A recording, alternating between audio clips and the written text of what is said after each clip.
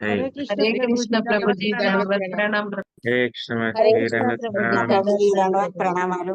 हरे दंडवत कृष्ण प्रणाम प्रभु जी हरे दंडवत कृष्ण प्रणाम हरे प्रभु जी। कृष्ण प्रभु जी दंडवत हरे प्रणामालु। हरे कृष्ण प्रभु जी दंडवत दंडवत प्रणाम ప్రణామాలండి दंडवत दंडवत प्रणामालु। प्रणाम हरे कृष्ण हरे कृष्ण प्रभु जी दंडवत प्रणामाल प्रभु जी। दंडवत प्रणाम हरे कृष्ण हरे कृष्ण हरे प्रभु कृष्ण जी प्रभु दंडवत जी दंडवत प्रणामालु। प्रणाम। हरे कृष्ण हरे कृष्णा प्रभु जी दंडवत प्रणाम प्रभु जी। हरे दंडवत कृष्णा। हरे कृष्ण प्रभु जी दंडवत प्रणाम। प्रणाम हरे कृष्ण। ఈ రోజు మనం ఆ, ఈ రోజు భగవద్గీత శ్లోకం మొదలు పెడతామండి. ముందుగా ప్రార్థన. జ్ఞానతిమిరాంధస్య జ్ఞానాంజనశలాకయ చక్షురున్मीलितं येन तस्मै श्रीगुरवे नमः। श्रीचैतन्यमनोभीष्टं स्थापितं येन भूतले स्वयं रूपकदा मह्यं ददाति स्वपदान्तिकम्। नमो विष्णुपादाय कृष्णप्रेष्ठाय भूतले श्रीमते भक्तिवेदान्तस्वामिने नामिने नमस्ते सारस्वती देवे गौरवाणी प्रचारिणे निर्विशेषशून्यवादी पाश्चात्यदेशतारिणे त्वं करोति वाचालं भङ्गुं लङ्घयते गिरिं यत्प्रपादमहं वन्दे शूरं दीनतरणं परमानन्दमाधवं श्रीचैतन्यदेशिकम्।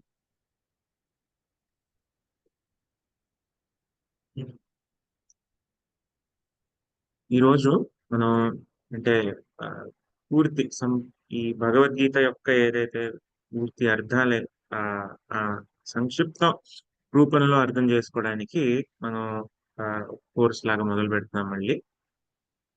ఈ రోజు శ్లోకం ఏంటంటే మొదటి ఆ, అధ్యాయం ఉమ్, 21 నుంచి 25 దాకా ఉందన్నమాట. ఉమ్, సో 21వ శ్లోకం, 21, 22 కలిసి ఉన్నాయి. ఈ ఒకటో ఈ అధ్యాయం ఏంటి అంటే అర్జున విషాద యోగం. అంటే అర్జును ఆయన ఎందుకు ఈ యుద్ధం నాకు ఎందుకు వద్దు, ఎందుకు చేయదలుచుకోవట్లేదు అని చెప్పడానికి బాధపడుతూ దానికంతా ఒక పూర్తి ఆ అధ్యాయమే ఉందన్నమాట. మనం దీంట్లో చాలా మన మనం మన సంబంధించి చాలా వాక్యాలు వస్తాయి దీంట్లో. అంటే అర్జునుడు క్షత్రియుడు ఏదో యుద్ధం, అది మనకు సంబంధం లేదు అని చెప్పేసి మనం అనుకోలేమని. అది ముందు ముందు చూస్తాం. మొదటి శ్లోకం. అర్జున ఉవాచ సేనాయోర్వయోర్मध्ये రథం స్థాపయ మే అచ్యుత యావదేతాన్ నిరీక్ష్యేహం योद्धुकामानवस्थितान् कैर्मया सह योद्धव्यम् अस्मिन् రణసముద్యమే. ఏమంటున్నారు అర్జునుడు? అర్జునుడు ఆ కృష్ణుడితో అంటున్నాడు అనమాట. కృష్ణుడు అంటే అర్జునుడు దీనికి ముందు ఏ పరిస్థితిలో ఉన్నాడు? ఈ రెండు ఆ, ఏదైతే ఈ ఆ, యుద్ధం చేయడానికి ఎవరైతే ఈ ఆ,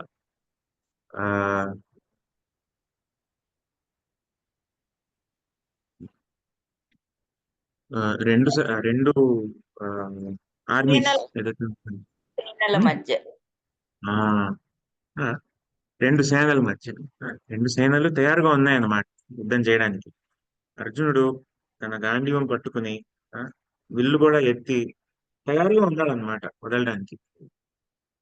అని ఆ సమయంలో తను ఆ అసలు ఏంటి, అసలు ఎవరితో పోట్లాడుతున్నాను అని చెప్పేసి చూడ్డానికి కృష్ణుడు చెప్తాడు. ఓ అచ్యుత అంటాడు మొదట్లో. దీనికి ప్రభుపాద గారు చెప్తారు ఎందుకు అచ్యుత అని చెప్పేసి ఎందుకు అంటున్నారు ఇక్కడ అని చెప్పేసి. అంటే ఆ ఓ అచ్యుత, రెండు సేనల మధ్యలో నన్ను మధ్యలోకి తీసుకెళ్ళు. ఎవరు ఈ గొప్ప యుద్ధంలో పోట్లాడడానికి వస్తున్నారో వాళ్ళని నేను చూడదలుచుకుంటున్నాను నేను. దయచేసి నా దగ్గర తీసుకెళ్ళు ఓ అచ్యుత అని అంటారు అసలు. ఇప్పుడు ఆ ఇప్పుడు కృష్ణుడు ఆ అర్జునుడి యొక్క సారథి లాగా ఉంటాడన్నమాట. అంటే కృష్ణుడేమో భగవంతుడు, దేవాది దేవుడు. కానీ ఆ కృష్ణుడే అర్జునుడి యొక్క సారథిలా ఉంటాడు.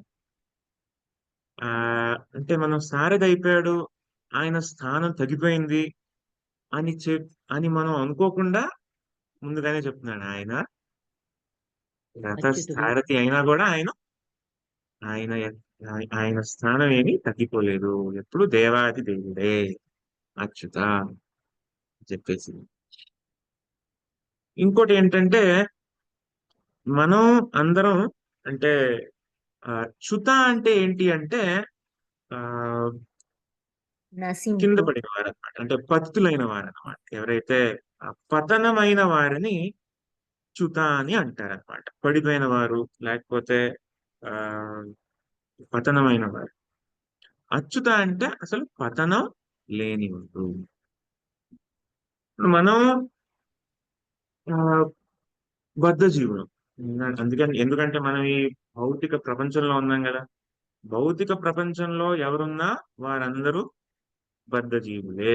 అంటే వాళ్ళందరూ అంటే భౌతిక జీవితంలో ఎవరు సాధారణంగా ఎవరున్నా కూడా అంటే ఈ శుద్ధ భక్తుల్ని నిత్య సిద్ధుల్ని అంటే దాని పరిగణనలో తీసుకోకపోతే అందరూ ఎవరైతే ఉంటారో పతనమైన ఒక బద్ధ జీవులే అన్నమాట. మనం ఎందుకున్నాము ఈ భౌతిక ప్రపంచంలో ఎందుకున్నాము? మనకు తీవ్రమైన కోరిక ఏంటి? మనం ఇక్కడ ఆనందించాలి అని చెప్పేసి ఒక తీవ్రమైన కోరిక. అందుకే మనం ఇక్కడ ఉన్నాం అన్నమాట. కాబట్టి ఆ కోరిక వల్ల మనమేమో పతనం అయ్యాం. ఇప్పుడు మన స్థానం సరిగ్గా ఉంచుకుంటే పతనం అవ్వం. మన ఏదైతే మన నిర్దేశిక స్థానం ఏదైతే ఉందో ఏంటి? ఇప్పుడు ఒక వేలుంది అంటే మనం కృష్ణుడి యొక్క భాగాలం అన్నమాట. అంటే మమైవాంశో జీవలోకే జీవభూత సనాతన అని చెప్పేసి కృష్ణుడు చెప్తున్నారు. అంటే మనం అందరం ఎవరు? కృష్ణుడి యొక్క భాగాలం. అంటే ఎలా మన చెయ్యి ఉంది, చెయ్యికు ఈ ఈ వేలుంది. చెయ్యి ఏంటి? మన శరీరంలో ఒక భాగం. కానీ ఈ ఈ వేలు ఈ ఈ వేలు కత్తిరించబడిపోయి కింద పడింది అనుకోండి. అప్పుడు ఆ కింద పడిన ఆ వేలు దాని ఆ, దాని ఉపయోగం మనకి లేదు. ఇప్పుడు కింద పడిపోయింది. అది ఆ వేలు ఏదైతే ఉందో అది మన శరీరానికి ఇంకా జత లేదనమాట. ఆ జత చేయబడి లేదు. కాబట్టి దానికంత ప్రాముఖ్యత, దానికి ఆ స్థానం లేదన్నమాట. కింద పడిన ఆ, ఆ, ఆ వేలు. అదే విధంగా మనం కూడా కృష్ణుడి యొక్క సేవలో మనం జత లేకపోతే మనం కూడా పతనమైన వాళ్ళం కిందకి వస్తామన్నమాట. అంటే కృష్ణుడి యొక్క సేవలో ఆ, ఎవరైతే జత చేయబడి ఉంటారో వారు పతనం కారు. కానీ ఎవరైతే ఆ సేవ నుంచి కత్తిరించబడి ఉంటారో అంటే ఇప్పుడు మీరు చేయి కత్తిరిస్తే వెంటనే కింద పడిపోతుంది కదా. ఇలా గాల్లో తేలదు. కత్తి దీని నుంచి ఆ జత అది వదిలేసింది అంటే కింద పడిపోతుంది. అదే విధంగా మనం కృష్ణ సేవలో లేము అంటే వెంటనే మనం కింద పడిపోతాం అన్నమాట. పతనం అయిపోతాం అన్నమాట. అంటే ఒక మాటలో చెప్పాలి అంటే ఎవరైతే ఈ ఆశ పెట్టుకున్నారు, నేను కృష్ణుడు లేకుండా నేను ఆనందించాలి, నా నా ఇంద్రియాల కోసం నేను ఆనందించాలి అని ఎవరైతే అలా అనుకుంటున్నారో వారు పతనమైన వారు. అలాగా ఇంకో పాట కూడా ఉందన్నమాట. కృష్ణ బులియా జీవా భోగ వాంఛ కరే పశతే మాయా ధారే జపటియా ధారే. అంటే కృష్ణుడిని మర్చిపోయి ఒక జీవి భోగవాంఛ కరే అంటే భోగ అంటే స్వతహాగా నా ఇంద్రియాలు నేను నా కోసం ఆనందించాలి. ఆ అలా ఆనందించాలి అనే ఒక ఆశ. భోగ వాంఛ అంటే ఆశ అంతే. అంటే ఆనందించాలి అనే ఆశ ఉన్నా చాలు మనం పతనం అయిపోతాము అని చెప్పేసి ఇక్కడ అంటున్నాను. అప్పుడు అలా ఆశ వచ్చిన వెంటనే ఏమవుతుంది? మాయ చపటీయ ధారే వెంటనే పట్టేసుకుంటుంది. మాయ ఆవరిస్తుంది. వెంటనే పట్టేసుకుంటుంది అన్నమాట మాయ. కాబట్టి మనం మన స్థానాన్ని కోల్పోతాం. కృష్ణుడి దగ్గర ఉండే ఏదైతే మన స్థానం ఉందో, ఇంతటి మంచి స్థానం కేవలం ఒక ఆశ. ఆ ఆ ఆశ ఏమో ఆనందించాలి, కృష్ణుడు లేకుండా మనం ఆనందించాలి అని చెప్పేసి ఆ ఆశలో మనం ఏమవుతామంటే కృష్ణుడి నుంచి దూరం అయిపోయి ఈ మాయ ఈ ఆ మాయ జాడలో పడిపోతాము. అంటే ఇప్పుడు ఆ ఇంకో ఉదాహరణ ఇస్తారు ఇక్కడ ప్రభుపాద్ గారు. ఇప్పుడు చెరసాలలో ఎవరైనా ఉన్నారనుకోండి. ఇప్పుడు చెరసాలలో ఎవరైనా ఉన్నారు అంటే వాళ్ళు ఇది మంచి నాగరికుడు కాదు అనే కదా అర్థం సాధారణంగా. అంటే మంచి నాగరికుడు అయితే అంటే మంచి అంటే ఒక మంచి గవర్నమెంట్ అనుకోండి. మంచి గవర్నమెంట్ లో ఒక మంచి నాగరికుడు చెరసాలలో ఎందుకు ఉంటాడు? ఉండడు. ఆయన ఏదో తప్పు చేశాడు కాబట్టే ఇక్కడ ఉన్నాడు అని అర్థం. అదే విధంగా మనం కూడా ఇప్పుడు మనం ఈ భౌతిక ప్రపంచంలో ఉన్నాము అంటే మనం ఏదో తప్పు చేసాము. తప్పు ఏంటి అని చెప్పేసి ఇక్కడ ఏమంటున్నారంటే ఆ కేవలం కృష్ణుడు లేకుండా మనం ఆనందించాలి అంటే ఆ ఆశ. ఆ ఆశ నుంచి అన్ని పుట్టుకొస్తాయి అన్నమాట. అన్ని పాపాలు పుట్టుకొస్తాయి, అనర్థాలు పుట్టుకొస్తాయి. అన్ని ఈ దీని నుంచి పుట్టుకొస్తాయి అన్నమాట. ఈ ఈ ఈ ఆశ నుంచి, తప్పుడు ఆశ నుంచి. కాబట్టి మమ్మల్ని రక్షించడానికి మళ్ళీ మమ్మల్ని తిరిగి తీసుకువెళ్ళడానికి కృష్ణుడు ఎవరైతే అచ్యుతుడు ఆయన వస్తారన్నమాట. ఆయన ఏం చెప్తున్నారు? మళ్ళీ తిరిగి తీసుకెళ్ళడానికి. అంటే కృష్ణుడికి ఎంతైనా ఆ ఆ బంధం ఉంటుంది, ఆ అనుబంధం ఉంటుంది అన్నమాట జీవుడితో, అందరితో. జీవుడు కృష్ణుడిని మర్చిపోయి వెళ్ళిపోతాడే కానీ కృష్ణుడు జీవుడిని మర్చిపోడు ఎప్పుడు. కృష్ణుడికి ఆ కుతూహలం ఉంటుంది, మళ్ళీ నేను అందరితో ఉండాలి అని, నా జీవులందరూ ఆ నాతోనే ఉండాలి అని చెప్పేసి ఆ కుతూహలం ఉంటుంది. కానీ ఏంటి ఓ అది ఆ ఒకరి మీద ఫోర్స్ లాగా కృష్ణుడు చేయరన్నమాట. అంటే వాళ్ళ మనస్తాపం వాళ్ళే మార్చుకునే దానికి ఆయన ఆ సౌకర్యం కలగజేస్తారు కానీ ఆయన వేచి ఆ అంటే వెయిట్ చేస్తూ ఉంటారన్నమాట. అంటే మళ్ళీ నా దగ్గరికి వస్తారు అని చెప్పేసి దానికి అన్ని ఏదైతే సౌకర్యాలు ఇవ్వాలో అన్ని చేస్తారనమాట. అంటే మళ్ళీ ఈ రోజు ఇప్పుడు కాకపోతే అప్పుడు తర్వాత అయినా మారుతారు, నా దగ్గరికి వస్తారు అని చెప్పేసి అలా రావడానికే శ్లోకం చెప్తారనమాట. యదా యదా హి ధర్మస్య గ్లానిర్భవతి భారత అభ్యుత్థానం అధర్మస్య తదాత్మానం సృజామ్యం. అంటే ఈ అధర్మం, ఇప్పుడు ధర్మం అంటే ఏంటి? ఇప్పుడు ఒక అంటే ధర్మం అంటే మతం కాదనమాట. అంటే అది మనం డిక్షనరీలో అలాగా ఆ ఆ అర్థం చూస్తే మతం అని చెప్పేసి వస్తుంది, కానీ కాదు. మతం అంటే మార్చగలం.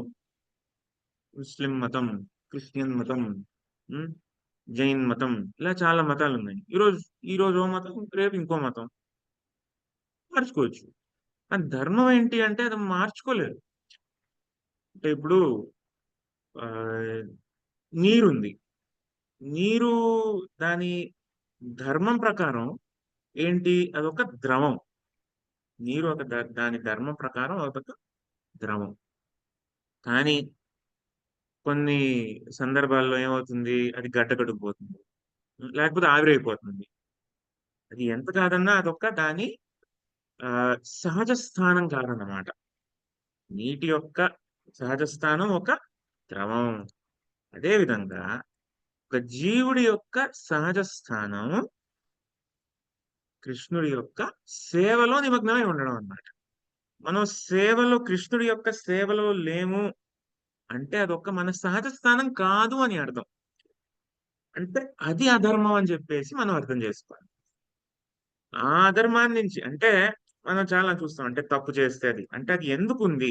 ఎవరైనా ఒకరి తప్పు, ఇందాక అనుకున్నాం కదా, ఆ తప్పు అనేది ఆ ఆ పాపాలు, ఈ ఆ పాప ప్రవృత్తి, ఇవన్నీ ఎక్కడి నుంచి పుట్టుకొస్తాయి? అనర్థాలు అవన్నీ ఎక్కడి నుంచి పుట్టుకొస్తాయి? అవన్నీ ఉండబట్టే కదా ఎవరైనా తప్పుడు కార్యాలు చేస్తూ ఉంటారు. కానీ అవన్నీ ఎక్కడి నుంచి వస్తున్నాయి అంటే ఆ పాప ప్రవృత్తి అవన్నీ మన మనసులో ఒక తప్పుడు ఆశ ఉండడం వల్ల అన్ని అక్కడి నుంచి పుట్టుకొస్తున్నాయి. అదే అధర్మం. ఆ అధర్మంని నుంచి మమ్మల్ని కాపాడడానికి, మళ్ళీ ధర్మస్థాపన చేయడానికి, అంటే మళ్ళీ అందరినీ కృష్ణుడి యొక్క ఆ భక్తి యొక్క సేవలో నిమగ్నుల్ని చేయడానికి కృష్ణుడు వస్తారు. అది దీని పరమార్థం. ఇవి ఉంటాయి కదా, అర్థం పరమార్థం. దీని పరమార్థం ఇది. కేవలం ఒక రాక్షసుల్ని సంహరించడానికి కృష్ణుడు రావనవసరం లేదు. అది కృష్ణుడి ఒక్క వేల వేల వేల కోట్ల శక్తులు ఏదైతే ఉన్నాయో అవి చేయగలవు. ఏదో అధర్మాన్ని నిర్మూలించడం, ఏదో రాక్షసుల్ని సంహరించడం, దాంట్లో ఏముంది. ఇప్పుడు మహిషాసుర మర్దిని ఉన్నారు కదా, కృష్ణుడి యొక్క ఆ శక్తి చేస్తారు, వారే చేయగలరు. గణేశ చేయగలరు, చాలా మంది ఆ దే దేవతలు చేయగలరు. ఈ ఎవరైతే ఈ రాక్షసులు ఉన్నారో అది పెద్ద గొప్ప విషయం ఏం కాదు. ధర్మస్థాపనం అంటే మళ్ళీ మమ్మల్ని కృష్ణుడి యొక్క భక్తియుక్త సేవలో నిమగ్నులు చేయడానికి. దానికి కృష్ణుడు స్వయంగా వస్తారు, కృష్ణుడి యొక్క సేనాపతిని పంపిస్తారు. చెప్పారు కదా, ఆ మొరా సేనాపతి చైతన్య మహాప్రభు చెప్తారు, "ఉమ్, నా సేనాపతి భక్తుడిని నేను పంపిస్తాను." అందరూ ఈ మొత్తం అప్పుడేమవుతుందంటే ఈ కృష్ణ చైతన్యం ఊరు ఊరా పల్లె పల్లెకి పాకుతుంది, ప్రతి చోట ఉంటుంది. ఈ ప్రతి చోట నా పేరు పలకబడుతుంది. ఆ ధర్మం అది నిజమైన ధర్మం అన్నమాట. ఈ కలియుగ ధర్మం ఏంటి? సంకీర్తనం, హరినామ సంకీర్తనం. ఈ ధర్మం ప్రతి చోట తీసుకెళ్ళడానికి, ప్రతి చోట ఉంచడానికి నా సేనాపతిని నేను పంపిస్తాను, ఆయన చేస్తారు అని చెప్పేసి ఇస్తారనమాట.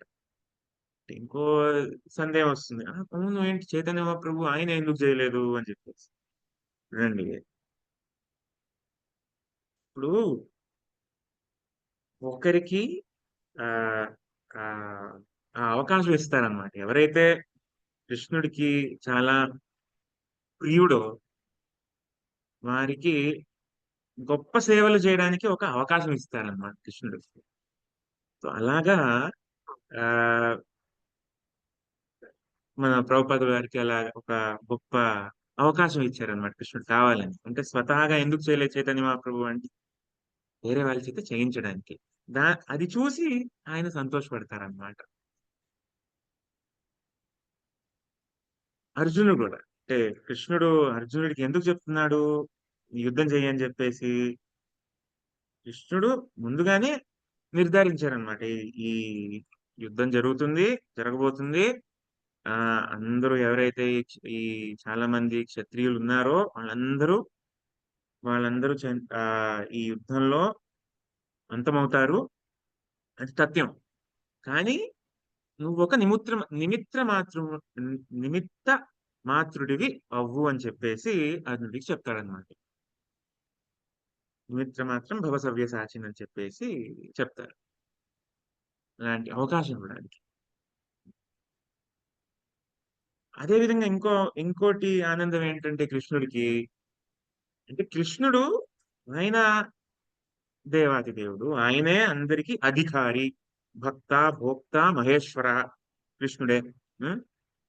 సో ఈ కృష్ణుడు అధికారి, ఆ స్థానం ఉన్నప్పటికీ ఆయనకి ఇష్టం ఏంటి అంటే ఆయన భక్తుడి కింద ఆయన అధికారం అంటే భక్తుడు ఏదో ఆ, అంటే ఒక బహిరంగంగా ఏదో ఏదో ఆదేశం ఇస్తున్నట్టు, ఆ ఆదేశం పాటిస్తున్నట్టు అలా ఉండడం కృష్ణుడికి ఇష్టం అనమాట. యశోదాదేవి చూడండి, ఆ యశోదాదేవి చేతిలో కర్ర ఉంటుంది, కృష్ణుడు ఏమో పరిగెడుతూ ఉన్నారు. అది చూసి దేవదేవులందరూ మురిసిపోతున్నారు, ఏంటి ఏం జరుగుతుంది అని చెప్పేసి. ఆ కృష్ణుడు ఏంటి, ఆ దేవాదేవుడు ఏంటి, ఒక యశోదమయ్య సాధారణమైన ఒక గోపికకి భయపడడం ఏంటి, పరిగెట్టడం ఏంటి, కంట్లో నీళ్ళేంటి అని చెప్పి. అదే విధంగా కృష్ణుడు అర్జునుడికి ఆ స్థానం ఇస్తారనమాట. అర్జునుడు నువ్వు నేను నీ రథం నడుపుతాను అని చెప్పేసి కృష్ణుడు చెప్తారనమాట అర్జునుడికి.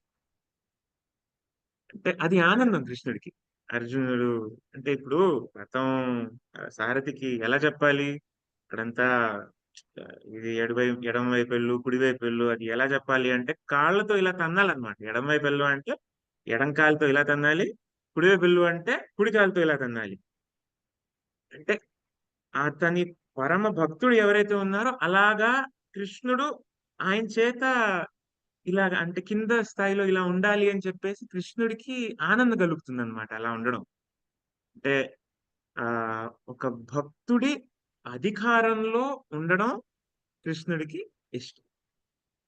అది కృష్ణుడు అందరికీ మించిన అధికారి అయినప్పటికీ కృష్ణుడికి ఒక భక్తుడి యొక్క అధికారంలో ఉండడం, ఆయన చేత ఆయన దగ్గర నుంచి ఆదేశాలు పొందడం కృష్ణుడికి ఇష్టం. అదొక ఆనందం. సో అలాగా ఆ ఈ మన ఒక్క వాక్యంలో మనకు తెలుస్తుంది అనమాట అచ్యుత అని చెప్పేసి. దీని గురించి ప్రభుపాద్ గారు చాలా చెప్తారనమాట. కానీ మనం ఏమర్థం చేసుకోవాలి అంటే కృష్ణుడి స్థానం ఎప్పుడూ తక్కువ కాదు, ఇప్పుడు ఆయన దేవాతి దేవుడు అని చెప్పేసి. కానీ మన స్థానం ఏంటి? మనం చ్యుత. మనం ఈ చ్యుతులం ఎప్పుడు అవుతాం అంటే, ఈ పతనం ఎప్పుడు అవుతాం అంటే ఆ ఆశ మనం ఆ భోగం భోగం చేయాలి అని చెప్పేసి. అంటే భోగం అనేది కృష్ణుడు చేయగలడండి. ఆయన ఆ ఆయన అన్ని భోగాలు స్వీకరించగలడు కృష్ణుడు. కృష్ణుడికి కృష్ణుడి భోగంలో మనం ఆ మనం ఏదో ఆ ఆ కృష్ణుడికి భోగం అర్పించడంలో అది మన స్థానం. కృష్ణుడి దగ్గర మనం భోగం తీసుకోవాలి, అది మన స్థానం కాదు. అది చెప్తున్నారనమాట ప్రభుపాద గారు. కానీ దీన్నే ఏమంటారంటే పురుష అంటారనమాట. ఇప్పుడు ఇంకో ఉదాహరణ ఏమిస్తారంటే సాధారణంగా అంటే ఇటీవల కాలంలో ఎలా ఉండేది, ఒక ఆడది పురుషుడి ఒక నియంత్రణలో ఉండేదన్నమాట. అది పద్ధతి. ఎప్పుడు ఆడ ఒక ఆడదానికి ఒక నియంత్రణ ఇచ్చే ఒక స్థానం ఇచ్చేవారు కాదు. అది ఒక వేదిక పద్ధతి ఇటీవల కాలంలో అలాగే ఉండేది. కానీ ఈ మధ్యన ఏమవుతుందంటే ఆడది ఒక నిర్దేశించే స్థానంలో వస్తుంది అనమాట. దానివల్ల ఏమవుతాయంటే ఎక్కువ కష్టాలు అన్ని వస్తూ ఉంటాయని చెప్పేసి ఇక్కడ ప్రభుపాద చెప్తారనమాట. అంటే అదే విధంగా మనకి మంచి స్థానం అంటే మన మంచి ఏంటి అంటే మన సహజ స్థానం అంటే మన ఆ ఆ, నిజ సహజ స్థితి స్థానం ఏంటి అంటే కృష్ణుడి యొక్క సేవలో నిమగ్నమై ఉండడం. కృష్ణుడి దగ్గర నుంచి సేవ పొందడం మన స్థానం కాదు. కృష్ణుడు నాకు సేవ చేయాలి అని చెప్పేసి అనుకోవడం మన స్థానం కాదు.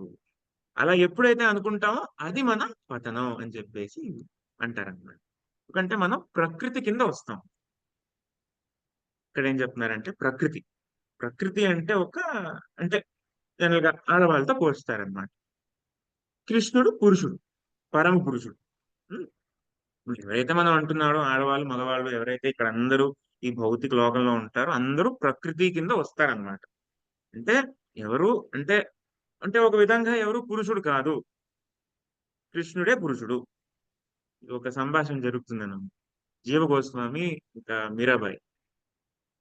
జీవ గోస్వామి ఏం చెప్తారు, ఆ నేను ఎవరిని నేను కలవను అని చెప్పేసి జీవ గోస్వామి చెప్తారు. మీరాబాయికి ఒకసారి జీవ గోస్వామితో మాట్లాడాలి అని చెప్పేసి ఆ, ఉంటుంది. ఇప్పుడు అలా చెప్పిన తర్వాత మీరాబాయి అడుగుతారు, ఏంటి ఇక్కడ బృందావనంలో కృష్ణుడు కాకుండా ఇంకొక పురుషుడు ఉన్నాడా అని చెప్పేసి ఆ వాక్యం ఇస్తుంది అనమాట. ఇప్పుడు జీవ గోస్వామి పిలుస్తారు, ఒక మహాభక్తురాలు వచ్చారు అని చెప్పేసి పిలుస్తారు. అలాగా కృష్ణుడు పరమ పురుషుడు. ఇది మన శరీరం అంతే, ఒక వస్త్రం లాంటిది. మనం ఏదో వస్త్రం ధరించాం కదా, అదే విధంగా ఈ శరీరం ఆ ఒకరు పురుషుడు ఒకడు అంటే ఆడవాళ్ళు మగవాళ్ళు ఏదైతే మనం అనుకుంటాం అదో ఒక వస్త్రం లాంటిది అన్నమాట. ఆ మనం ప్రకృతి కింద వస్తాం. అది మనం ఎప్పుడు అర్థం చేసుకోవాలి. ఆ? అలా ఎప్పుడు మనం అర్థం చేసుకుంటూ అలా మనం ఎప్పుడు చెప్పుకుంటూ ఉంటే దాన్నే ఏమంటారంటే ఆత్మ సాక్షాత్కారం. అంటే ఎప్పుడు ఆత్మ సాక్షాత్కారం అంటే ఏంటి అంటే మనం ఈ దేహం కాదు, మనం ఆత్మ, కృష్ణుడి యొక్క సేవకుడు అని చెప్పేసి ఎప్పుడు మనం అనుకుంటూ ఉండడం, దాన్నే ఆత్మ సాక్షాత్కారం అంతే. ఒకటే వాక్యం, అదే ఆత్మ సాక్షాత్కారం. ఈ ఆత్మ సాక్షాత్కారం చేసుకోవడానికి ఏదైతే ఈ సాధన, ఈ ప్రక్రియ అవన్నీ ఏదైతే ఉన్నాయో అవన్నీ దానికి తోడ్పడతాయి అన్నమాట.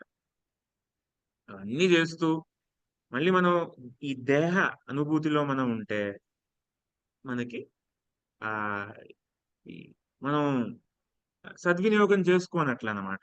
మనం ఏదైతే ఆ సాధన, ఈ ప్రభుపాద్ గారి ఏదైతే ఈ మిషన్ ఉందో, సాధు సంఘం ఏదైతే ఉందో మనం సద్వినియోగం చేసుకోవట్లేదు అని అర్థం. ఇంకా దేహాత్మ బుద్ధిలో అలా ఉంటే మనం సద్వినియోగం చేసుకోవట్లేదు. ఇవన్నీ చేస్తూ మనం ఏమనుకోవాలి? మనం ఈ దేహం కాదు, మనం ఆత్మ. ఆత్మ జీవేర స్వరూపమై కృష్ణర నిత్య దాస్ అంటే కృష్ణుడి యొక్క నిత్య సేవకుడిని, కృష్ణుడి సేవకుడి యొక్క నిత్య సేవకుడిని అని చెప్పేసి మనం ఎప్పుడు అనుకుంటూ ఉండడం. అది మన ఆత్మ సాక్షాత్కారం. అలాగా. కాబట్టి ఆ ఇది మన మొదటి శ్లోకంలో నుంచి మనం ఇక్కడ తెలుసుకుంటాం. తర్వాత రెండో శ్లోకంలో మనం ఏం చూస్తాము అంటే మూడో శ్లోకం అంటే 23వ శ్లోకం. యోత్సమానానవేక్షేహం యా యా ఏతత్ర సమాగతా ధార్తరాష్ట్రస్య దుర్బుద్ధేర్ యుద్ధే ప్రియచికీర్షవః. ఏమంటారు? అర్జునుడు ఏమంటున్నాడంటే, చూడు నేను అంటే ఈ ధృతరాష్ట్రుడి యొక్క దుష్ట బుద్ధి కలిగిన ఎవరైతే ఈ కొడుకు ఉన్నాడో దుర్యోధనుడు, ఆ దుర్యోధనుడు ఆ దుర్యోధనుడి ఆ దుర్యోధనుడిని ప్రశంసించడానికి, ఆయనకి ఆనందం కలిగించడానికి ఎవరెవరైతే వచ్చారయ్యా వాళ్ళని చూడని అని చెప్పేసి చూస్తారన్నమాట. వీళ్ళందరి ప్రస్తావన వస్తుంది. ఎవరెవరున్నారు? భీష్మ, భూరిశ్రవ, సోమదత్త, ద్రోణాచార్య, కృపాచార్య, శల్య, శకుని, తర్వాత వికర్ణ, లక్ష్మణ కుమార, లక్ష్మణ కుమారుడి యొక్క కుమారులు అశ్వత్థామ, కృతవర్మ, వీళ్ళందరి ప్రస్తావన వస్తుంది అనమాట. అందరి ప్రస్తావన వచ్చిన తర్వాత అప్పుడు అర్జునుడు చెప్తాడు, అప్పుడు ఏంటంటే ఈ ఈ మమకారం పుట్టుకొస్తుంది అనమాట. అయ్యో వాళ్ళు ఎంతైనా వాళ్ళు ఆ బంధువులు, ఆ వాళ్ళు తాత, ముత్తాత, ఆ సోదరుడు, కొడుకు, మనవడు, వీళ్ళందరూ ఇలాంటి ఎవరైతే ఆ సంబంధం ఉన్నవాళ్ళు, నేను వీళ్ళని ఆ ఎలా చంపమంటావు? ఎందుకు? ఏం అవసరం ఇంత మన వాళ్ళని చంపుకోవడం? ఏం ఏం ఏమొస్తుంది మనకి? ఇది మహా పాతకం అంటే మహా పాపం అని చెప్పేసి అర్జునుడు అంటాడన్నమాట. ఇవన్నీ అర్జునుడు అనబోతాడు అని చెప్పేసి కృష్ణుడికి తెలుసు. ఇంకే కృష్ణుడు ఇంకో పేరంటే రిషికేశ. అంటే అర్జునుడు ఇప్పుడు తన అర్జున అర్జున విషాద యోగం మొదలు పెడతాడు అని చెప్పేసి కృష్ణుడికి తెలుసు అనమాట. ముందే తెలుసు ఇప్పుడు మొదలు పెడతాడు అని చెప్పేసి. అందుకే దీనికి ముందు అంటే రథం ఏదైతే తీసుకెళ్లే ముందు చెప్తాడు, ఇదిగోనయ్యా కౌరవులందరూ అని చెప్పేసి ఇక్కడ ఇలా చూపిస్తాడు అన్నమాట కృష్ణుడు. అంటే అన్ని తెలుసు ఇప్పుడు ఇదిగో చెప్తున్నాడు అర్జునుడు అని. ఎందుకంటే ఋషికేశ అంటే ఈ మన ఇంద్రియాలు, ఏ కర్మేంద్రియ, జ్ఞానేంద్రియ, ఏవైతే అన్ని ఇంద్రియాలు ఉన్నాయో వాటి యొక్క అధిపతి అర్జునుడు, ఋషికేశ అంటే. కాబట్టి ఆ చెప్తాడు అంటే ఈ మమకారం, నువ్వు ఏదైతే ఈ మమకారం అదైతే దాన్ని బట్టి నువ్వు అంటున్నావో అది తాత్కాలికమే. కేవలం ఈ ఒక్క జన్మలోనే నువ్వు చూస్తున్నావు, చాలా జన్మలు అయ్యాయని చెప్పేసి ప్రతి ఒక్క ప్రశ్నకి మంచి ఉత్తరం ఇస్తారనమాట కృష్ణుడు. ఎందుకు ఈ యుద్ధం ఎందుకు చేయాలి, అదే ఎందుకు మంచిది అని చెప్పేసి ప్రతి ఒక్క ప్రశ్నకి మళ్ళీ ప్రత్యుత్తరం కృష్ణుడు ఇస్తాడనమాట. సో అలాగా కృష్ణుడు అది అర్జునుడు ఎవరైతే వీళ్ళందరినీ చూడాలనుకుంటున్నారో అక్కడ ఏమంటారంటే ధార్తరాష్ట్ర దుర్బుద్ధే, ధార్తరాష్ట్రస్య దుర్బుద్ధే. ఇప్పుడు దుర్బుద్ధి అంటే ఏంటి అని చెప్పేసి ఇక్కడ ప్రభుపాద చెప్తారనమాట. చూడండి, మొదటి ఆ ఈశోపనిషత్తులో మొదటి వాక్యం, ఈశావాస్యం ఇదం సర్వం యత్కించ జగత్యాం జగత్ తేన తత్తేన గుంజీత మా గృడ కస్యస్విత్ ఘనం. ఇక్కడ ఏం చెప్తున్నారు ఇక్కడ? అన్ని ఏదైతే ఈ సకల లోకాల్లో ఏవైతే ఉన్నాయో, ఆ, అంటే ఆ ఆ కదిలేది, చలనం లేనిది ఏదైతే ఉందో, ఏదైతే చలనం ఉన్నదో, చలనం లేనిదో, ఈ ఈ బ్రహ్మాండం, సకల బ్రహ్మాండాల్లో ఏదైతే ఉందో అన్ని కృష్ణుడి యొక్క కృష్ణుడి యొక్క ఆధీనంలో, కృష్ణుడి యొక్క సొంతం అని చెప్పేసి మొదటి వాక్యంలోనే చెప్తారన్నమాట. కానీ జీవుడు జీవుడికి ఎన్ని జీవాలు ఉన్నాయో అందరికీ కృష్ణుడు ఒక కోట ఇస్తారనమాట. నీకు ఇంత చెందింది అని చెప్పేసి ఏదైతే కోట ఉంటుందో వాళ్ళందరికీ ఇస్తారనమాట. మనం ఏం చేయాలి అంటే, మనం ఈ కోట ఏదైతే మనకు చెందిందో అంతవరకే మనకి చాలు అని చెప్పేసి మనం ఆ భావం పెట్టుకోవాలి. కానీ ఇంకా కావాలి, ఇంకా కావాలి, ఇంకా కావాలి అని మనం అనుకోకూడదు. ఎందుకంటే మనకి ఎంత కావాలో, మన కోటాకి ఎంత సంబంధించి ఉందో కృష్ణుడు నిర్దేశించాడు, ఆల్రెడీ చెప్పేశారనమాట. ఇంతే. కానీ ఇంకా ఆశించే వాళ్ళని దుర్బుద్ధి అని అంటారు అనమాట. అది దుర్బుద్ధి. మన కోటాకి మించి మనం ఆశిస్తే దాని దుర్బుద్ధి అని చెప్పేసి అంటారనమాట. చెప్తారు, వేరే వారి ఏదైతే ఈ అధీనంలో ఉందో దాన్ని మీరు తీసుకోకండి. అది ఏమైనా అవ్వచ్చు. అంటే ఆ ఒకరికి చెందాల్సిన ప్రశంస కూడా మనం ఆశించకూడదు. అంటే అది కూడా మనం తీసుకోకూడదు, అది కూడా మనం చెప్పకూడదు. ఇప్పుడు అందుకే అంటారు, ఇప్పుడు మనం ఏమైనా భక్తి చేయగలుగుతున్నాము అంటే అది మన గొప్పతనమా, లేకపోతే ఇంకెవరిదైనా? మన స్వతహాగా మన మీద మనం ఇంత భక్తి చేసేస్తున్నామా, లేకపోతే వెనకాల ఎవరు చేయి భగవంతుడి ఉందా? కృపను బట్టి చేస్తున్నాం ప్రభుజీ. భగవంతుడి కృప ఉంది. ఆ భగవంతుడి కృప గురువు మాధ్యం నుంచి వస్తుంది. భగవంతుడి కృపావతారం గురువు. బట్టి ఆ వైష్ణవ ఏదైతే ఆ సదాచారం ఏంటి అంటే, ఎవరైనా మమ్మల్ని ఏమైనా ప్రశంసిస్తే ఏం చేస్తాము? ఈ ప్రశంసలన్నీ గురువుకి చెందుతాయి అని చెప్పేసి చాలా వినమ్రంగా మనం తెలియజేస్తాం అన్నమాట. కాదు, అంతా ఆయన కృప వల్లే నేను ఏదో చేయగలిగాను. ఆయన చేతిలో ఒక ఆ నిమిత్త మాత్రుడిని అని చెప్పేసి మనం వినమ్రుడిగా అలా భావించాలి. ఏదో మనం నోటికి అలా చెప్పడం కాదు, అలా భావించాలి, మనం అలాగా చెప్పాలి. అది సదాచారం, వైష్ణవ సదాచారం. అది మనకి ఇక్కడ అర్థమవుతుంది. ఎవరైతే కృష్ణుడు కాకుండా ఇంకెవరికైనా మనం ఆనందం కలగజేయాలి అని చెప్పేసి మనం అనుకుంటామో, ఎవరైనా అంటే ఆ మన ఆ, స్వంత ఆశల కోసం, మన భౌతిక తృప్తి కోసం, దానికోసం మనం ఇంకెవరికైనా మనం ఆశ ఇంకెవరికైనా మనం ఆనందం కలగజేయాలి అని చెప్పేసి మనం నిరంతరం తప్పిస్తూ ఉంటే అది కూడా మంచిది కాదన్నమాట. అది కూడా ఒక విధమైన పతనమే.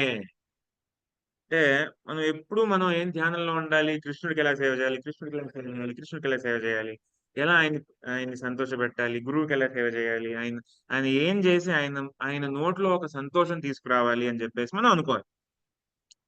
కానీ వీళ్ళందరూ ఏమంటున్నారు ఇక్కడ? ఎవరైతే ఈ శల్యుడు, లక్ష్మణ కుమారుడు, అశ్వత్థామ, వీళ్ళందరూ ఏమనుకుంటున్నారు?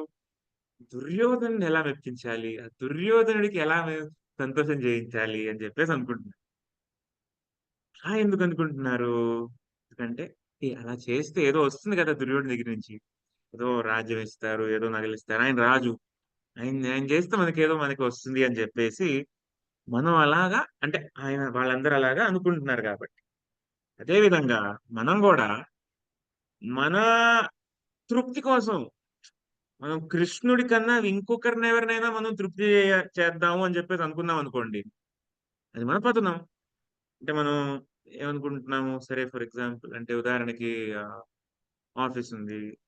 ఆఫీస్ లో బాస్ మంచిగా మెప్పించాలి. ఆయన ఏదో ఏదో అప్రైజల్ ఇస్తారు, ఏదో ఇది ఆ శాలరీ పెంచుతారు, ఏదో ఇస్తారు, అవన్నీ.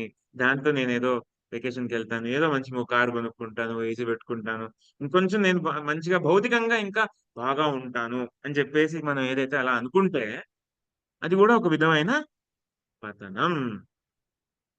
ఏమనుకోవాలి? ఆ, ఏదో నాకు ఒక విధంగా నాకు ఈ ఆఫీస్ లో కొంచెం ఇది టైం దొరికినట్టు దీవించు, ఇప్పుడు నీ నామని జపించగలను, ఏకాదశి రోజు నాకు హాలిడే దొరికేటట్టు చూడు, ఆ లేకపోతే ఏదో ఇక్కడ రథయాత్ర ఉంది ఆ రోజు నాకు టైం దొరికేటట్టు చూడు. ఈ ఇలాగ మనం ఆశించాలన్నమాట. అది మంచి మార్గం, అది సద్మార్గం.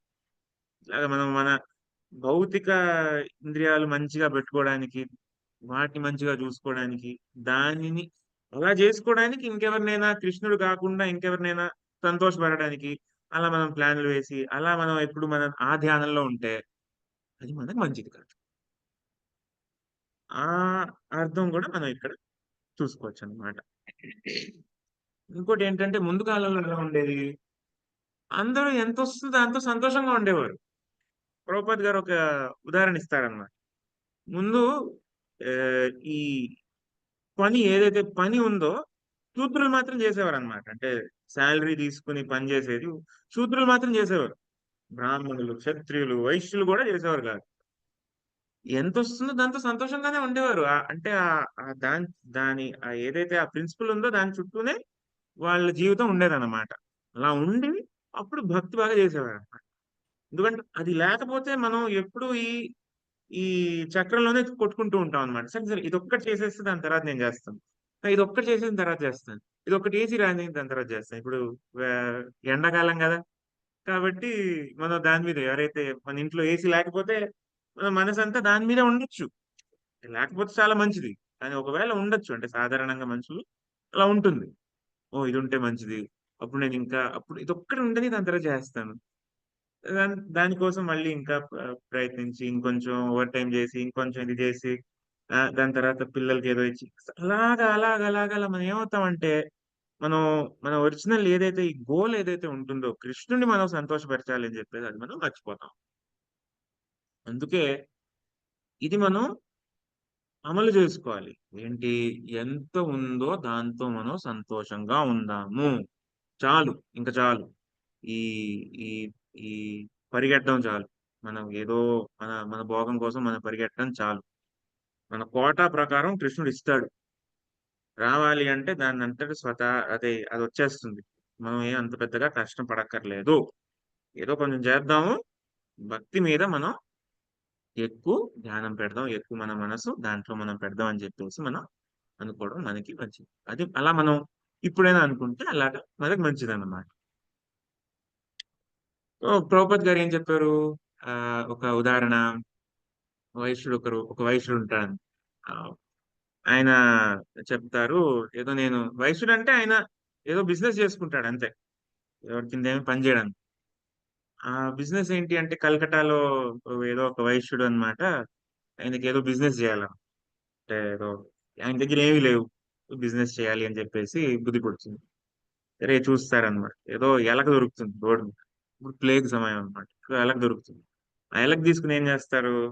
ఆ ఎలక తీసుకుని ఏదో ఆ తమలపాకులో వేసే ఆ బీటిల్ ఉంటుంది కదా, అది అది కొంటాడనమాట. అంటే ఏంటంటే అప్పుడు మున్సిపాలిటీలో ఒక చెప్తారనమాట, చనిపోయిన ఎలకిస్తే మేము మీకు 2 అణాలు ఇస్తామని చెప్పేసి చెప్తారనమాట. అలా ఇచ్చేసి ఆ 2 అణాలు తీసుకుని ఆ ఏదో ముదిరిపోయిన తమలపాకులు వేసే ఆ ఏదైతే ఉంటుందో అది తీసుకుని దానికి కడిగి 4 అణాలకు అమ్మి అలా అలా చేస్తూ చేస్తూ చేస్తూ ఏంటంటే పెద్ద ధనికుడు అయిపోయాడు అనమాట. అలాగా అది మన ప్రవృత్తి ఉంటుందన్నమాట. ఏదైతే మనం 4 ఈ ఆశ్రమాలు, వర్ణాలు ఏదైతే ఉన్నాయో, చతుర్వర్ణం మయా సృష్టం గుణాకర్మ విభాగ కృష్ణుడే స్వయంగా అది సృష్టించారన్నమాట. కాబట్టి మనం మనం ఏంటంటే ఇది ఇంకో విషయం అన్నమాట. మనం భగవద్గీత నిజంగా మనం పాటించిన వాళ్ళు అయితే మనం అంతగా ఈ డబ్బుల కోసం పాకులాడి ఈ మన అంటే అది మన స్వభావం కాదనుకోండి. ఈ జాబ్ వెళ్ళడం, జాబ్ చేయడం మన స్వభావం కాదు. మన స్వభావం ఏంటంటే బ్రాహ్మణులాగా అవ్వచ్చు, లేకపోతే క్షత్రువులాగా అవ్వచ్చు. అంటే ఏది మన స్వభావమో అది మనం వదిలేసి మనం ఇంద్రియ భోగాల కోసం వేరే వైపు మనం వెళ్తున్నాం. అంటే మనం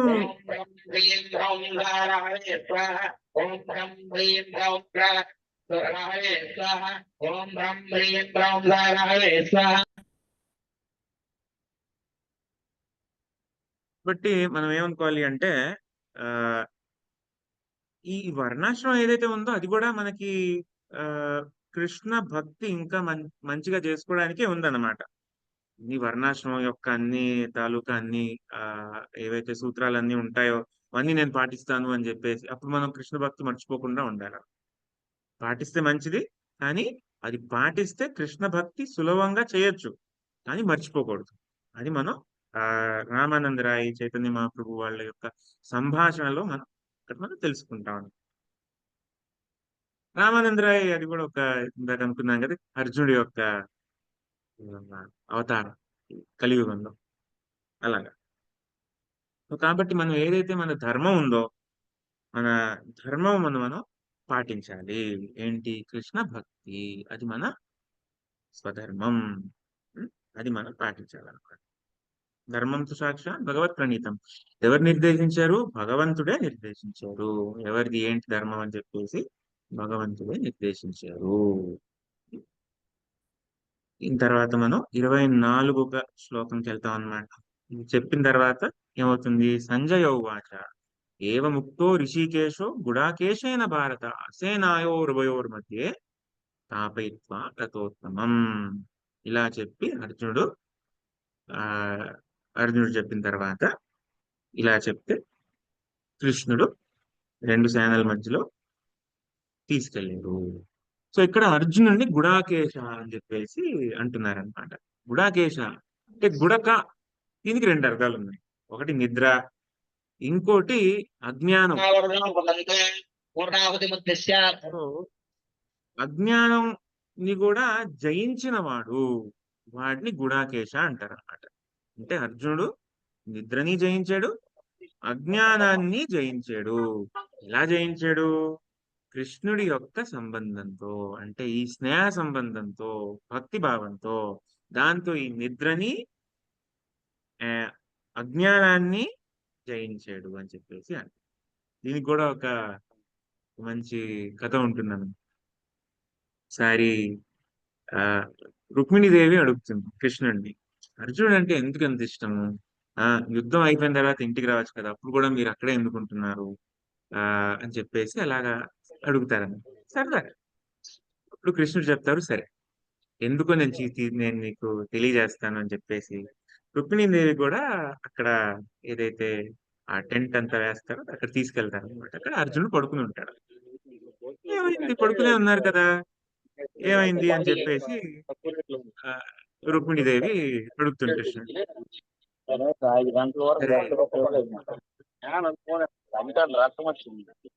సరే గట్టి మేడం. హరే కృష్ణ.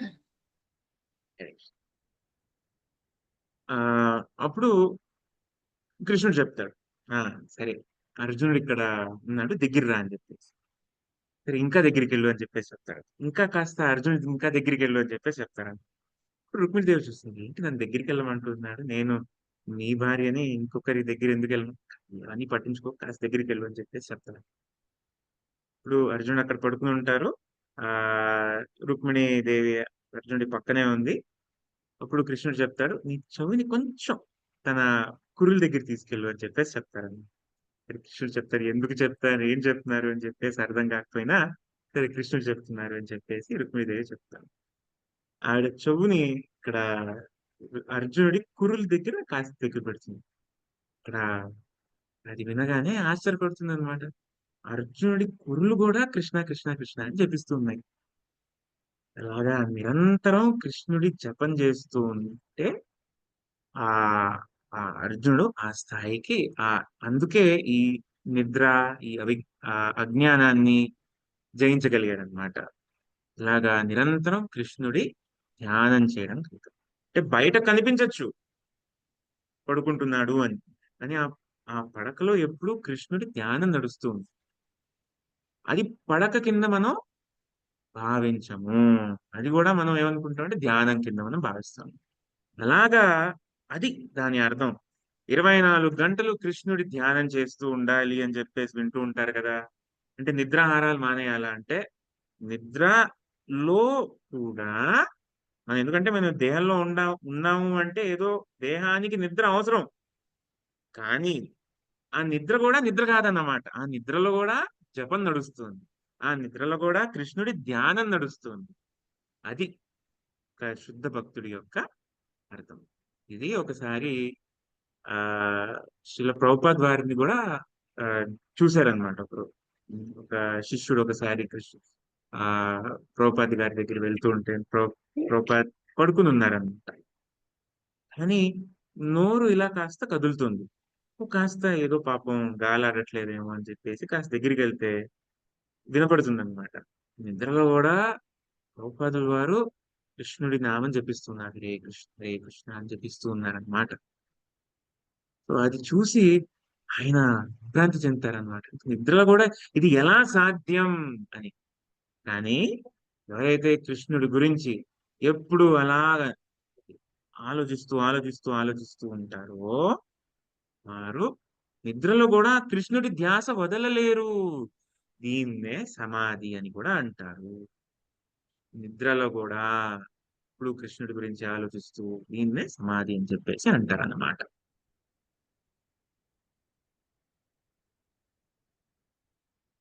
దీంతో మనం ఈరోజు కక్షని ఆపుతాం. హరే కృష్ణ హరే కృష్ణ హరే కృష్ణ కృష్ణ కృష్ణ హరే హరే హరే రామ రామ హరే హరే హరే కృష్ణ ప్రభుజీ. చాలా చాలా అద్భుతంగా ఉంది ప్రభుజీ. హరే ప్రభుజీ మీరు అన్నట్లుగా మన యొక్క నిజమైన సహజ స్థితి ఆయన యొక్క దాసులము అని మనకు గ్రహించక అజ్ఞానంతో ఏవో కోరికలు పొందాలి, ఏదో చేయాలి, ఏదో ఆనందించాలి, ఆస్వాదించాలనే ఆ భావంతో మనం వచ్చాము. అయినప్పటికీ కూడా ఆయన మనతో కనెక్టివిటీగా ఉండి మనల్ని ముందుకు తీసుకెళ్లే ప్రయత్నం చేస్తున్నారు అని చాలా చాలా అద్భుతంగా చెప్పారు ప్రభుజీ. అసలు మీరు అన్నట్టుగా ప్రభుజీ భగవంతుడు ఎప్పుడు కూడా తన క్రెడిట్ తీసుకోరు. తన వైష్ణవులకే ఆయన వాళ్ళని ఉన్నతంగా ఉంచాలని చూస్తారు. ఎందుకంటే అనుక్షణం ఆయన ఆరాధిస్తూ ఉంటారు వాళ్ళు. కాబట్టి నా భక్తుల్ని నేను వాళ్ళని ఉన్నతంలో ఉంచాలి, ఇంకా దాని మించిన ఆనందం కృష్ణుడికి లేదు అనేది అసలుకి ఎంత అద్భుతంగా ఉంది ప్రభుజీ. వైష్ణవులకి ఎంత ఉన్నత పీఠం ఇచ్చారు అనేది ఇక్కడ అర్థమవుతా ఉంది ప్రభుజీ. ప్రభుజీ అయితే మనం ఇది కృష్ణుడికి ఒక వైరాగ్యం అని కూడా భావించచ్చా ఆయన షడ్విభూతుల్లో? అవును. కృష్ణుడికి ఎన్ని భోక్తాలు ఎన్ని సౌకర్యాలు ఉన్నా కృష్ణుడికి ఆనందం ఎక్కడ కలుగుతుంది అంటే భక్తుడికి సేవ చేయడం. ఆ వైకుంఠంలో గొప్ప గొప్ప ఆ పవళింప సేవల్లో కన్నా అర్జునుడికి ఒక రథసారథిగా ఉండడం ఇంకా ఇష్టం. హరే కృష్ణ ప్రభుజీ. మీరు అర్జునుడి గురించి రోమాంచకం ఆ సంఘటన సన్నివేశం చెప్పినప్పుడు చాలా అద్భుతంగా రోమాంచ అనుభూతి కలిగింది ప్రభుజీ. ఆ స్థితిలో ఆ భక్తిలో ఉండాలని మమ్మల్ని అందరినీ ఆశీర్వదించండి ప్రభుజీ. ఎప్పుడు కూడా గురువు గారి ప్రభుపాదుల వారి ఆశీర్వాదం ఎప్పుడు ఉంటుందండి. మీరు ఇలాగా సత్సంగంలో ఉంటే వారి ఆశీర్వాదం ఎప్పుడు ఉంటుంది. చాలా చాలా అద్భుతంగా కళ్ళంటా నీళ్లు రోమాంచకం అద్భుతంగా ఒళ్ళంతా పులకరించిపోయింది ప్రభుజీ. చాలా ధన్యవాదాలండి. హరే కృష్ణ ప్రభుజీ. దండ ప్రణామం ప్రభుజీ. సమాధి అనే దానికి మంచి ఉదాహరణ చెప్పారు ప్రభుజీ.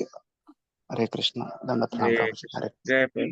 భగవంతుడు భక్తుల హృదయాల్లో సదా కొలువై ఉంటాడు. చాలా బాగుంది.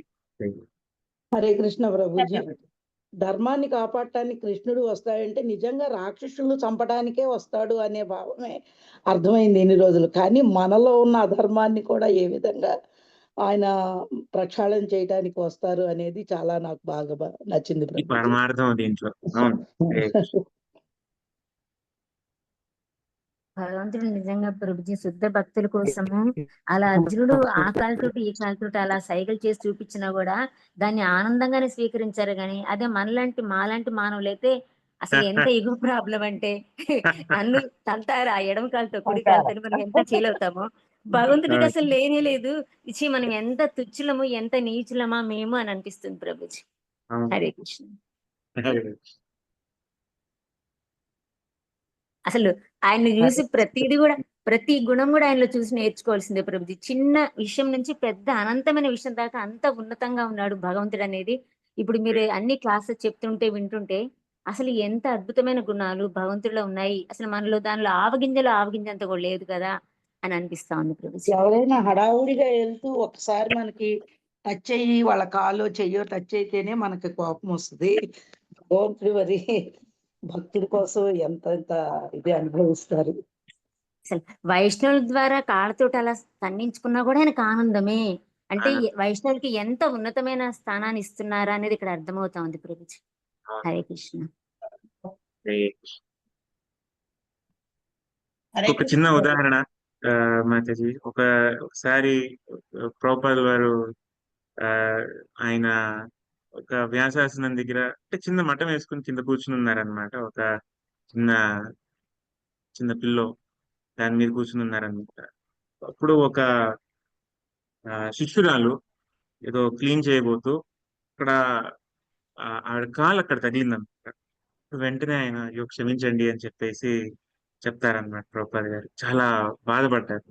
ఇప్పుడు ప్రభు చెప్తారు, లేదు పర్లేదు, ఏం పర్లేదు, సేవలో నువ్వు నిమగ్నమై ఉన్నప్పుడు నీ పాదాలు నా నెత్తికి తగిలినా కూడా నేనేమీ తప్పు అనుకోను అని చెప్పేసి ప్రభుపాద చెప్తారు. అది నిజంగా అతనికి వైష్ణవులు కాబట్టి వాళ్ళకి అటువంటి భావన వచ్చింది కదా ప్రభుజీ. నిజంగా ఎంత అద్భుతం. భక్తులు నువ్వు ఏ విధంగా చేసినా నాకు ఏది తగిలినా పర్వాలేదు, నేను దాన్ని ఆనందంగానే స్వీకరిస్తానని చెప్పారు ప్రభుపాదుల వారంటే. అసలు అద్భుతంగా ఉంది ప్రభుజీ. హరే కృష్ణ. కృష్ణుడు భావాలు పూర్తిగా అర్థం చేసుకొని పూర్తిగా అనుభవించిన వాళ్ళు ఏ చెప్పినా అనుభవపూర్వకంగా చెప్తారు కాబట్టి అవి విని ఆచరించడానికి. మనలో కూడా ఎన్నో దోషాలు ఉన్నాయి కదా. అలాగే ఇప్పుడు అనిపిస్తుంది ప్రభుజీ, ఎవరైనా చూడక మనల్ని అలా టచ్ చేసుకుంటూ వెళ్ళిపోయినా వాళ్ళని మనము ఇంతకు ముందు తిట్టేవాళ్ళం, కోప్పడేవాళ్ళం. అది తప్పు అని ఇప్పుడు అర్థమవుతుంది ప్రభు. అంత గొప్ప సేనాని తీసుకొచ్చారు ప్రభుజీ. చైతన్య మహాప్రభు చెప్పినట్టుగా అంత గొప్ప సేనాని అలా వదిలేసి బుల్లెట్ లాగా అసలు అందరినీ ప్రక్షాళన చేసుకుంటూ వస్తున్నారు. పాప ప్రక్షాళన అద్భుతం ప్రభుజీ నిజంగా. హరే కృష్ణ. హరే కృష్ణ ప్రభుజీ. గొప్ప గొప్ప ఉపమానాలన్నీ చెప్పి కొంచెం భక్తిలో ముందుకు వెళ్లే మార్గాన్ని చూపిస్తున్నారు ప్రభుజీ. దండవత్ ప్రణామాలండి. ఏం లేదండి, ప్రభుపాద్ గారు దీని మీదే లెక్చర్ ఇచ్చారు. దాన్ని నేను తెలుగులో చెప్తాను అంటే ఇంకేమీ లేదనమాట. ప్రభుపాద్ గారు ఏం చెప్పారు అదే నేను ఇక్కడ చెప్తున్నాను అనమాట. మీరు అలా మమ్మల్ని ఇన్స్పైర్ చేస్తున్నారు ప్రభుజీ. మీరు అలా చెప్పడం ద్వారానే మనం ఇన్స్పైర్ అవ్వగలుగుతున్నాము, లేకపోతే తెలియదు కదా. దానికంటే చెప్పిన దానికి ఎక్కువ తెలియదు కదా ప్రభుజీ. మీరు ద్వారా విని హరే కృష్ణ ప్రభుజీ. దండవత్ ప్రణామ్. హరే కృష్ణ ప్రభుజీ. దండవత్ ప్రణామ్. హరే కృష్ణ ప్రభుజీ. హరే కృష్ణ ప్రభుజీ. దండవత్ ప్రణామ్. హరే కృష్ణ ప్రభుజీ. హరే కృష్ణ ప్రభుజీ. ప్రభుజీ దండవత్ ప్రణామాలు. హరే కృష్ణ ప్రభుజీ. దండవత్